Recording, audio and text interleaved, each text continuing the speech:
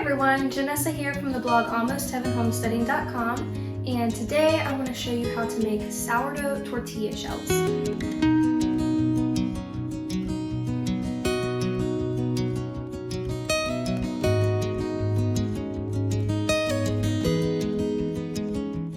Okay, so to start the process of making your sourdough tortilla shells, you're going to want to get out your KitchenAid stand mixer.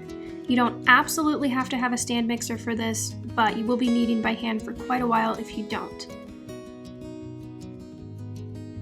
Go ahead and combine 430 grams of all-purpose flour with 100 grams of whole wheat flour and mix that.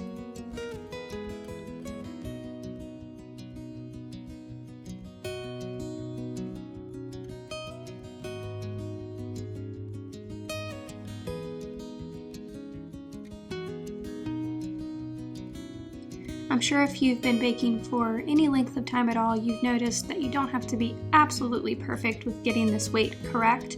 It's always going to be 1 or 2 grams off. Don't worry about that.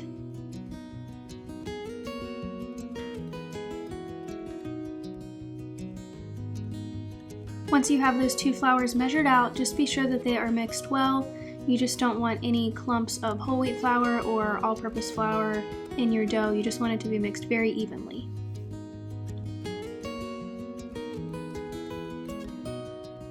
Alright, next we'll be adding in the rest of the ingredients. You want to go ahead and add in 250 grams of water and 150 grams of starter. This could be discard or active. You're really not necessarily going for rise with this recipe. You are mostly going for the fermentation, but if it's active, don't worry about it. I've used both and they are totally fine either way.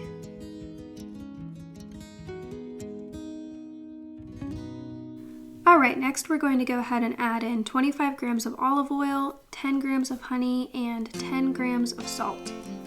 I find quite often that it's helpful to measure my salt in a smaller bowl, just because my kitchen scales don't really measure it very accurately when I have this much weight on it, but I'm just going to go ahead and eyeball it here because I do pretty much know what 10 grams of salt looks like. And then we're just going to go ahead and start mixing this. So go ahead and start mixing this on a pretty low speed just until everything is getting incorporated. And then once everything is starting to form a dough, you'll want to go ahead and turn it up to medium speed.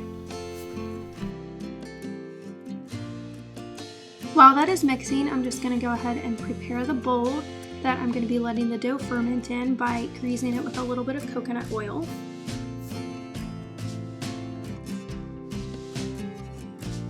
Sometimes I find it helpful to just go ahead and scrape the sides of the bowl just so all of the flour is getting incorporated. Also, if you have been baking with sourdough recipes for any length of time at this point, you've probably recognized that they are not always perfectly accurate. You may need to add in a little bit more flour to this recipe, just a couple tablespoons at a time. Just depending on the level of hydration in your starter, you may find that it is just a little bit too wet and you need a little bit more flour to go ahead and form that ball of dough. Alright, now that you have a nice ball of dough, all you need to do is transfer it to your greased bowl and let it set on your counter for at least 6 hours to reap the benefits of those fermented grains.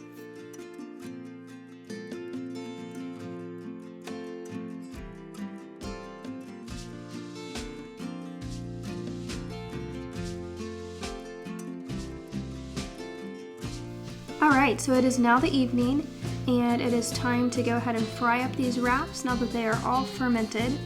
I'm going to start by covering my counter with a generous layer of flour and go ahead and get my dough out of the bowl and get it divided into 16 equal pieces.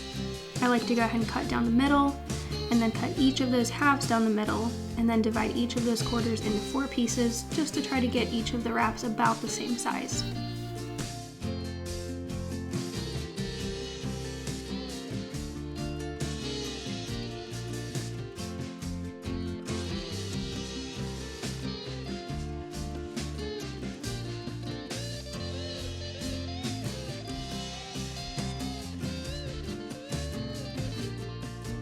Alright, now that I have my dough divided into 16 equal pieces, it's time to go ahead and start rolling these out so that I can fry them in my cast iron skillet.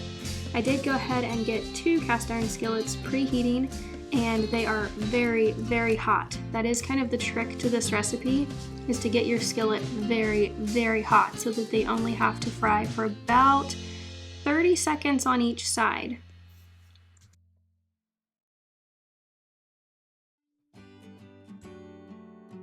I would say the trickiest part to this recipe, if you don't have the hang of it, is rolling these out.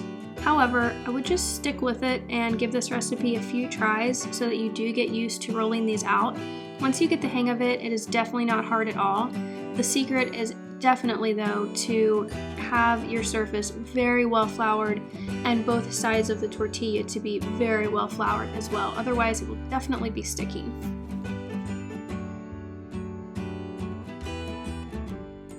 As you can see here, I do flip the tortilla several times just to get it rolled out pretty large, and I am kind of reflouring it each time that I flip it as well because my surface is very well floured, so it's picking up a little bit of flour each time that I flip it, which is, once again, just the secret to this recipe.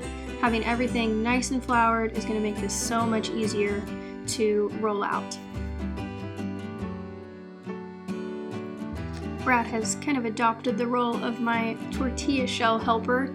He's pretty much always the one doing the flipping for these, so it is very handy to have that extra set of hands so that I can roll quickly and he can be on top of flipping those.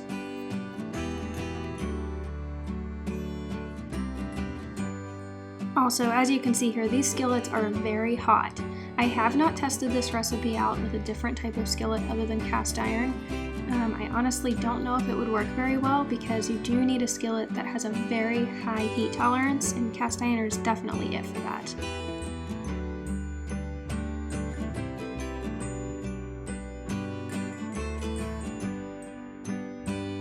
Like I mentioned previously, just about 30 seconds on each side is all you need for these to be perfectly cooked. If they are making a bubble pretty quickly after being put in the skillet, you know your skillet is hot enough and that they are cooking well.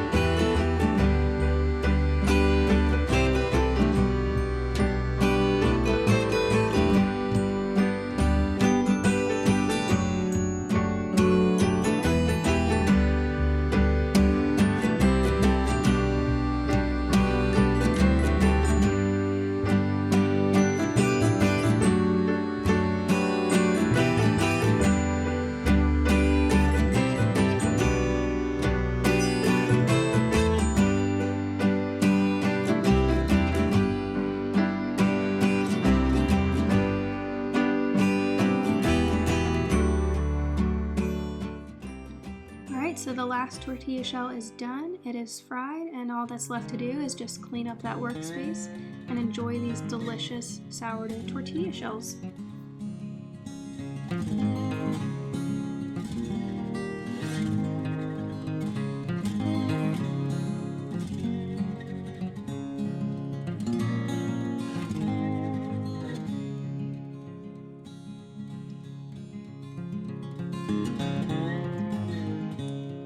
There are so many ways to enjoy these sourdough tortilla shells, but one of our favorites is just a yummy chicken wrap full of some roasted chicken, some lettuce, maybe some tomato and pepper and onion, a little bit of cheese, just whatever veggies you have on hand, and you are going to fall in love with these. Be sure to give this recipe a try and head on over to almostheavenhomesteading.com to get the full written recipe.